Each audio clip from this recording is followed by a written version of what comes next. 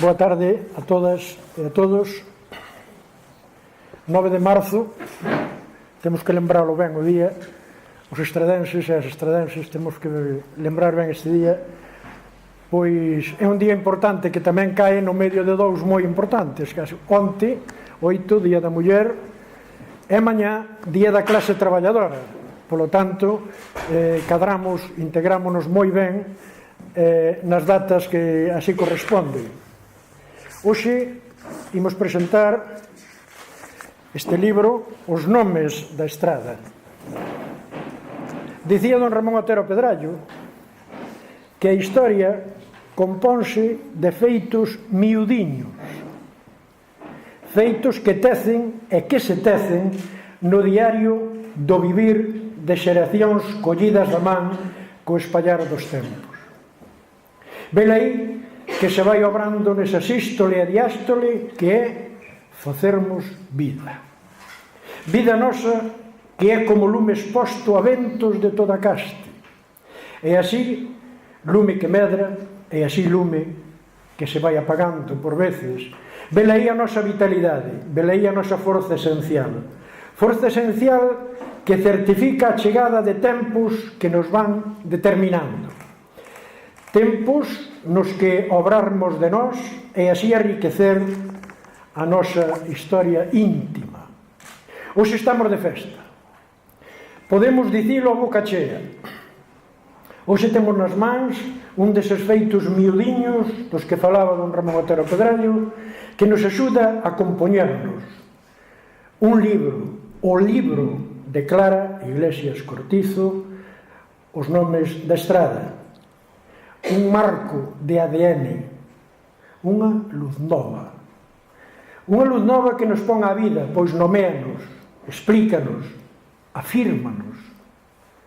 E faino desde a nosa lingua, a galega, por se houber dudas, e así fai certo o dicir aquel de que mellor unha Galiza probe falando galego que unha Galiza rica usando outra lingua.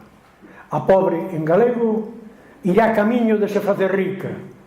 A outra, a cada hora, abrazará a pobreza e dai non vai pasar. Vele aquí pois hoxe, xa no marzo de primavera, este que xermola, este libro, Os nomes da estrada, como consolidación de se facer primoroso, de poñer nomes, que é pensar, o pensar dun pobo. Non son inventos, é o pensar, é o bautismar, que arestora aflorece para saber e consideración de nós. Eu recordo, nos meus anos, en La Coruña, iban a la Zapateira, ían a la Solaina, ían a los Castros. Bilingüismo armónico, total.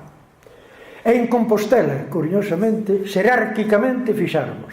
Os que nacemos ali, foi sempre Rúa do Villar, foi sempre Rúa Nova, porque tamén había la calle de Germírez, había la calle de Bautizados, pero aí Rúa.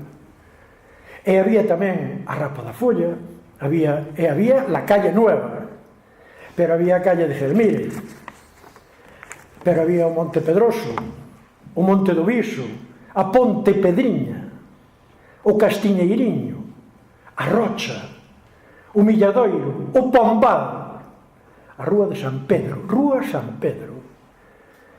En cambio había as 5 calles, pero había o Preguntoiro, había o Calexón de Matacangas, pero había la Carrera del Conde, e había o Órrego. Mentres tanto tamén existía Carballino, Niño de la Guía, Puente Areas, San Geo. Iso todo había que ordenarlo ao pensamento, pero iso todo hoxe en día, desde esta perspectiva, vese claramente ignorancia, autoodio, colonialismo, entreguismo, chulería, porque eu dou fe. Os traballiños que pasamos neste pobo, con un sector non pequeno, cando se afirmábamos no topónimo A Estrada. Para quitarlle o L costou traballo. Quero dicir que as cousas tampouco foron así, senón que hoxe en día que ninguén se cuestiona iso, as cousas teñen a súa historia. Por iso, velaí a necesidade de libros como este libro de Clara. E por iso é luz de claridade e reflexión. Benvido, pois, e para falar del temos, por unha parte, ao home reflexivo, estudoso, filósofo, amoroso de Galiza, Manuel Cabana. Por outra parte, ao home activo, lúdico, estudoso, tamén constructor de comprensións, xa que logo poeta, facilitador de memoria e identidade nacional, Carlos Solla. E para remate, e para nos dar explicación e categoría do seu traballo, tamén a profesora presidente de Vagalumes, Clara Cortizo Iglesias. Ten a palabra Carlos Solla.